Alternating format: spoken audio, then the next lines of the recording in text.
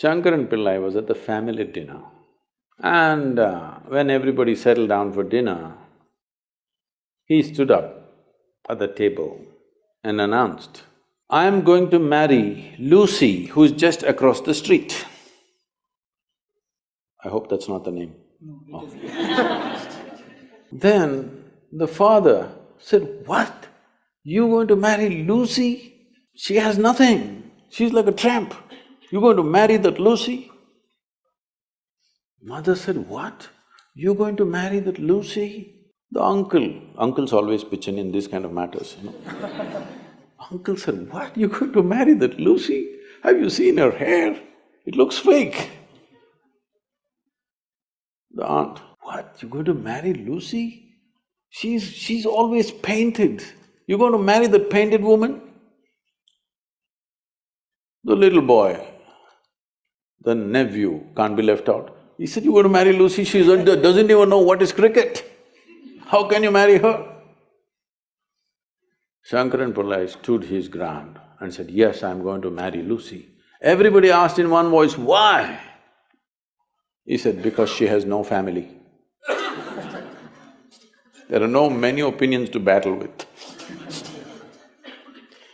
So, who is the right person? I don't want to take away all the romance from your life. But let me tell you this, there is no right person on this planet. If you put your heart into something, something may become wonderful. Is it the right thing? There's no right thing. Nobody ever found the right person anywhere, okay? If you get into that kind of unrealistic mindset, "I have found the right person," oh, you will be soon disappointed. You must understand, there is no right person. First thing is to see whether I am the right person. Yes, am I the right person? And there are no right people on this planet. If you understand, you have your nonsense, they have their nonsense, we can adjust nonsense. Go on. We must understand relationships are formed for various needs. There are physical needs, there are psychological needs, there are emotional needs, there may be social needs, there may be financial needs, various kinds of needs. So when you're going to somebody with so many needs, you're going as a beggar, and a beggar cannot choose. Hello? Beggar eat what comes his way, isn't it? He cannot choose. So, if you really want to make a choice in this world, first and foremost thing is, you bring yourself to your place where your experience of life is just pleasant by yourself. You're wonderful. Now, let us see what gets drawn to this one.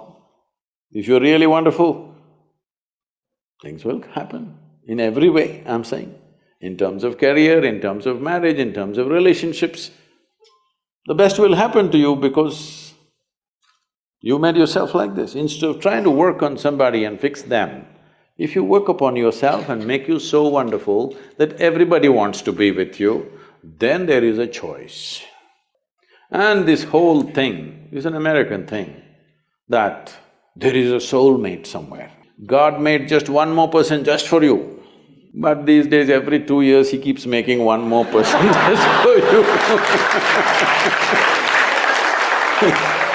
Obviously, God is making too many mistakes with you. See, body needs a mate, understandable. Maybe psychologically also you need a mate, understandable. Emotionally you need a mate. A soul cannot need a mate. So soul doesn't need a mate, nor was some person made perfectly for you, okay? This creation makes all kinds of unique idiots.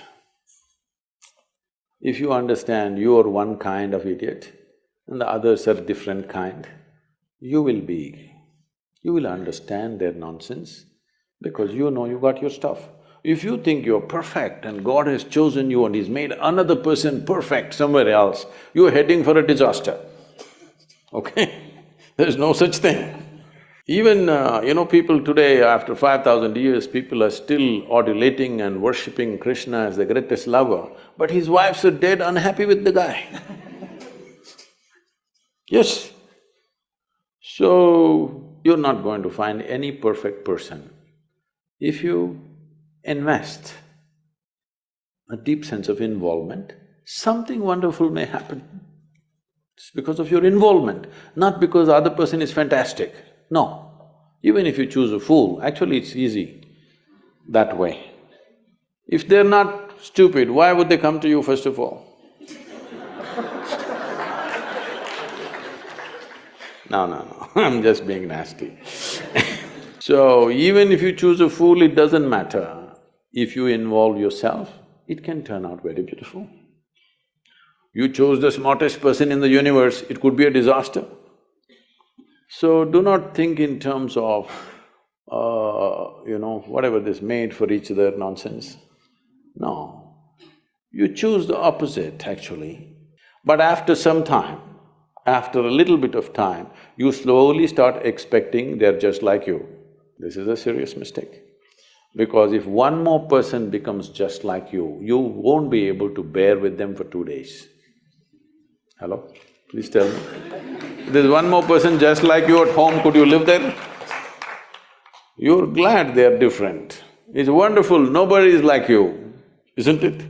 Nobody is like you on this planet. Try and see. Nobody is like you, and that's good.